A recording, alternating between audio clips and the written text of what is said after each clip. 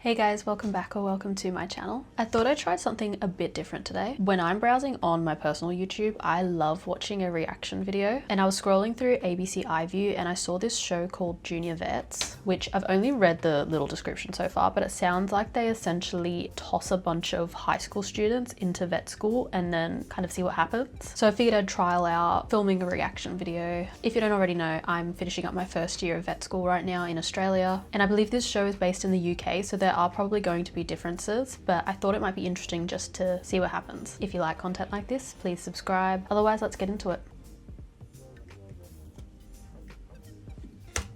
Oh my god, they're literally children. They're babies. It's crazy because I remember being at this point so distinctly wanting to get into vet school and wondering what to do, and it's crazy looking back at this and realizing how young I must have looked at the time. This kind of thing would have been an opportunity I would have killed for at that age, and definitely wasn't something I got because coming directly out of high school, I had zero experience. So this is honestly really cool. He's also interested in becoming a zoo vet.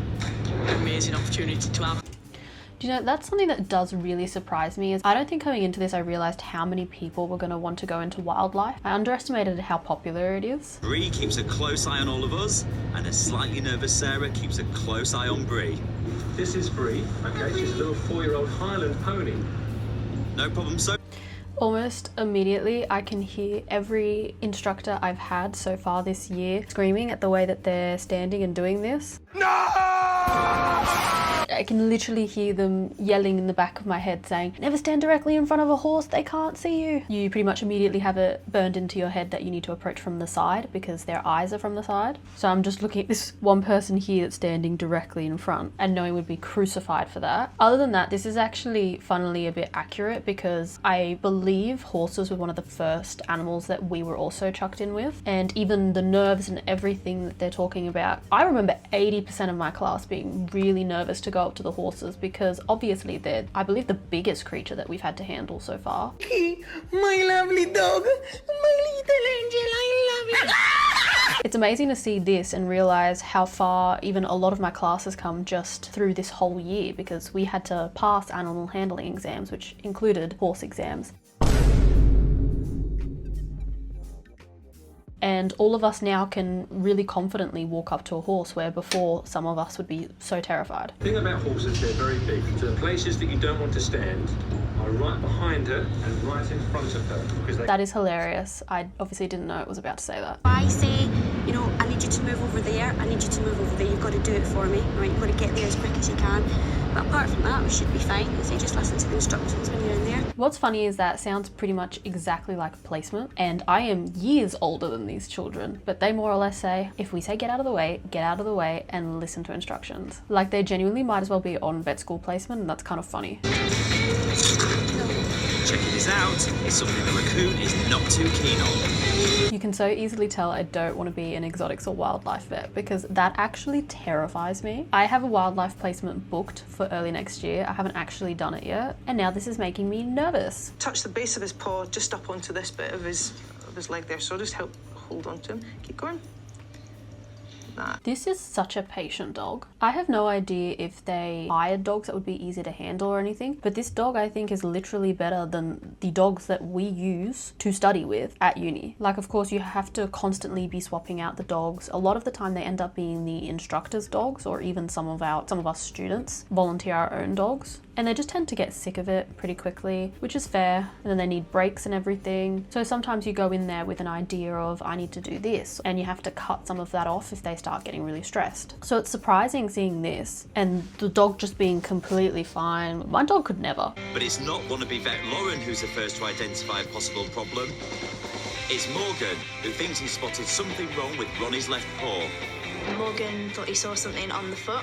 What's hilarious is this literal child pointed out that that looked wrong, and I am terrible at x-rays. We have been given some x-rays at this point, but not really limbs so far.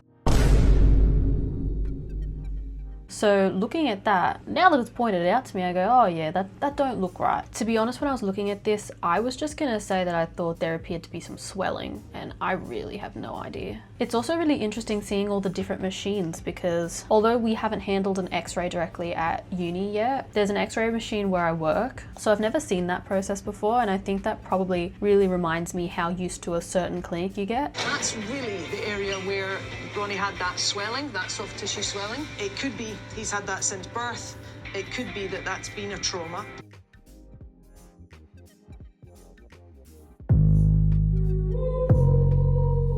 I swear I didn't hear that before. I'm absolutely buzzing about that, and I'm gonna pretend that I said that with full confidence and thought that was right. Right, when I say go forward, you go forward, okay?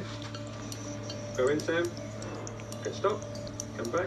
Again, I haven't even seen a horse endoscopy. I've seen dogs and cats at work, completely separate from university. But again, reiterating how cool it is that these children are doing this, and I haven't even done this in my degree yet. Alright, so that's it. They're fairly short episodes, and I mainly just wanted to trial this out as a format. But I think overall, I just want to reiterate how cool this is, especially after finishing the episode, to be grabbing these high school students and throwing them directly into these experiences. Some things that I haven't even experienced yet as a vet student, and genuinely those are the little things that can actually really help you along the way and complement your understanding. And not even that, it's crazy looking back and thinking that me at 16, 17, such a tiny child, had to decide that I wanted to commit, at the time I thought, at least 6 years of university to pursue this career, and I had zero experience. I had no idea. Luckily it's turned out for the best in my case, but I think experiences like this could genuinely help so many people actually even determine if they want this career in the first place. It's things like this that I wish were more accessible for me, for anyone that wants to be a vet in the future. And though this is quite an extreme end of the spectrum, even just having little bits of volunteering offered is something that I think could really help a lot of young people that want to get into vet school. So yeah, final thoughts are just basically how cool this is. But that's it, just a short reaction video this week. Let me know if you liked seeing me react to content like this. It's a completely different format, so I am curious to hear what you think. If there is anything you would want me to react to, or if you want me to continue with this at all, please subscribe. I'm here every single Sunday at 9 AM with more vet school content. Otherwise, I am frequently over on Instagram at BecomingDocTalia, so you can always see me uploading over there. But that's it, guys. Bye.